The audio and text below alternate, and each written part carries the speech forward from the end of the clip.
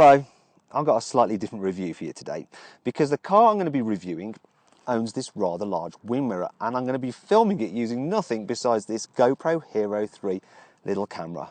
And the car I'm going to be reviewing is the Ford F-150, the best-selling vehicle in the US. What an enormous beast it is, just look at it, it's huge! Inside it's reasonably plush though, with standard leather interior and limousine levels of space in the rear. Up front it's just as vast, in fact your passenger seems almost miles away. The dash design is pretty nice too, though the materials feel much cheaper than you get on European vehicles. Still, when it comes to carrying stuff, the F-150 is more like a commercial vehicle, as you can transport more than 700 kilograms of luggage in that huge load bed. Anyway, enough shaky camera work, time to mount this GoPro camera up and go for a drive. I spent the past week driving this F-150 about, so it's given me plenty of time to appreciate its finer and its not so finer points. And I have to say that for horsing up and down the long, endless straight freeways, it's perfect.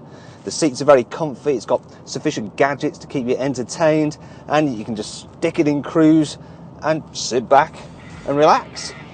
This F-150 is a pretty capable vehicle. You can run it in rear-wheel drive, electronically controlled four-wheel drive lock, or even low ratio. And with mud and snow tyres as standard, it can go almost anywhere.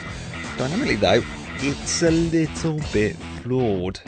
As with all pickups, the F-150 has pretty crude rear suspension. You've got a rigid axle, you've got leaf springs, and so when you're driving on a bumpy road, the ride can get a little bit choppy. Also, the way this thing goes around corners, it kind of makes a Range Rover feel as agile as a Lotus Elise. The steering doesn't help. You turn the wheel a bit, nothing happens. You turn it a bit more, nothing happens still. Then you turn it a little bit more, and all of a sudden it's pitching in and rolling about all over the place. You can get the F-150 with a choice of two V8 or two V6 petrol engines. This one is a 3.5 litre V6 EcoBoost, which, while the smallest engine, is the second most powerful thanks to two turbochargers.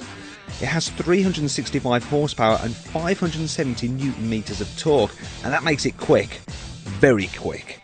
I really like this EcoBoost engine, you know. It's smooth, it's reasonably quiet, it's got plenty of performance, and it can actually hurry this big truck along at quite a decent rate.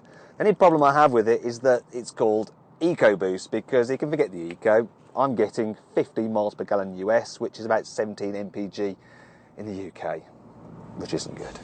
Because fuel in the US is about half the price what it is in England, that means this truck is costing me the same to run as a 1.6 litre hatchback would back home.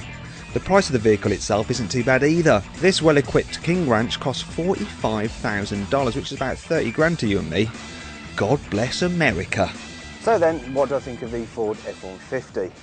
Well, for us Europeans, these kind of trucks seem absolutely ridiculous, and I'll admit that if I had one of these in the UK, I'd look like a complete nutter knob.